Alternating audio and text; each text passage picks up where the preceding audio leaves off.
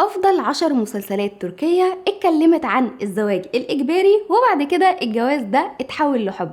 أول مسلسل المشردون، والمسلسل ده بيتم لسه عرضه حاليا ومستمر معانا، وبيتكلم هنا عن 6 أشقاء كانوا عايشين مع والدهم ووالدتهم في الغابة ومنعزلين عن كل حاجة في الحياة، ما يعرفوش حاجة عنها لمدة 20 سنة.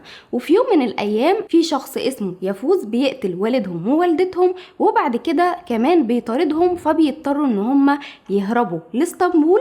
ولما بيروحوا بقى لاسطنبول بيواجهوا صعوبات الحياة، وبتكون الأخت الكبيرة واللي اسمها عزيزة هي اللي بتتحمل مسؤوليتهم وعايزة تبعدهم عن يفوز ده اللي كان مهووس بمامتهم، وعشان كده قتل باباهم ومامتهم.